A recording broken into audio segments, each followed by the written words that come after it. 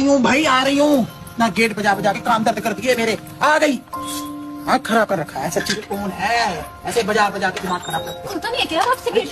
तू कहाँ से आ गई इस टाइम? मेरा ना दिमाग बहुत खराब है मम्मी। ओ ना गले में चुन्नी ना चूड़ियां ना कुछ। क्या क्या ये? मुझे नहीं पता क्या। मेरी सुन तो ले बात। मुझे ना कुछ नहीं जा रही है सुनना। अंदर। नहीं एक बात तुझे बताओ, शर्म नहीं आती? तू ऐसे आ रही है पागलों की तरफ। अपना हाल देखा तूने?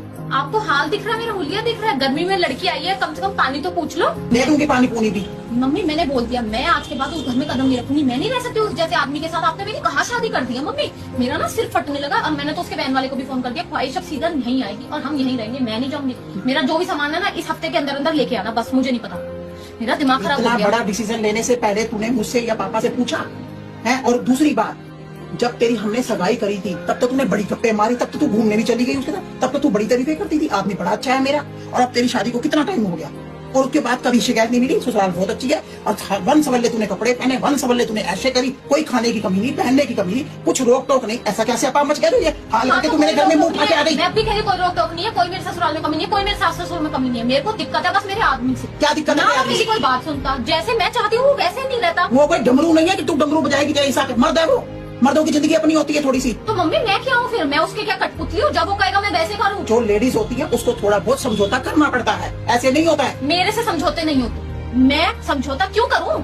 मैं उसके घर में गई हूँ, उससे ये तक तो होता नहीं है कि वो टाइम दे मेरे को। तो मैं क्या कर लूँ? है मैं वहाँ पे नौकरी भी करूँ, सारा दिन की थकी भी आके काम करूँ, सब कुछ करूँ। उसके बाद जब अगर मेरा ये तो झूठ बोलियो मत कि तू काम करती है। सवेरे 7 बजे तू निकलती है और 3 बजे तू घर पहुंचती है। कौन से काम रह जाते हैं? तेरी सास अकेली पिसती रहती है और उसने मेड रखी हुई है पूरी।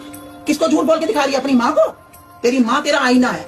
मैं वो उन माओं में से नहीं हूँ जो अपनी लड़कियों के घर बर्बाद करती हैं और शह देती हैं। जैसे आई है ऐसे उल्टे पैर भगाऊंगी, पानी भी नहीं दूंगी। उठा अपना सामान और निकल। मेरा घर नहीं, अब नहीं। आप आने दो डैडी को, मैं उनसे बात करती हूँ। डैडी का डिसीजन भी मेरा ही होगा। जो मैं कहूंगी वही होगा इस घर में। मैं अपनी लड़की को अपने घर में ब्याही हुई और बच्चे की माँ को अपने घर में नहीं रखूंगी। आप मेरे को उस आदमी के साथ कैसे बांध सकते हो? मैं और वो उस आदमी हो गया जब तक वो तेरे को घुमाता फिराता, मुझे करवाता है, खर्चे करता है। तो करेगा नहीं, शादी करिए, कोई भाग नहीं फिर करेगी। कैसे वो बन गया गलत आदमी? थोड़ी बहुत मियां बीबी की नोक-झोंक होती रहती है। इसका मतलब ये होता है कि मुंह उठा के माँ के घर आ जाओ। माँ ने क्या ठेके उठा रखे सारी जिंदगी के? लोगों के समाज में मैंने रहना भी है, दुनिया को जवाब भी देने हैं। तो आपने क्यों बताऊं मैं? जो अगर दिक्कत कोई परेशानी होगी तो बेटी कहाँ जाएगी? बात करके होती है बातें, बात करके बात होती है। ये नहीं होता कि मुंह उठा के बैग उठा के आ जाओ बिना चुनी लिए, करना हाथों में कुछ ना, माथे पे बिंदी ना, कुछ ना लेना देना। आदमी की दुश्मन बन गई चाहे वो लड़का। मेरा कुछ नहीं लगता पर तेरा तो लगता है। तेरा तो बच्चे का बाप है। उस बच्ची के जिंदगी के बारे में सोच। जिस बच्ची की जिंदगी तुम दोनों से जुड़ी हुई है, उसका स्कूल के पैसे अभी ताजे ताजे भरे हैं। मैं ना पढ़ी लिखी हूँ, गवार नहीं हूँ, ठीक है ना? नौकरी कर लूंगी, अपने बच्चे को पाल लूंगी और पढ़ा भी लूंगी और मेरी बात कर लूंगी। पढ़े लिखे होने का क्या मतलब होता है? पढ़े लिखने होने का क्या मतलब है कि अपने अंदर ईगो भर लो? तो पढ़े लिखे होने का मतलब ये होता है कि अपनी सेल्फ रिस्पेक्ट पे उंगली मत उठने दो।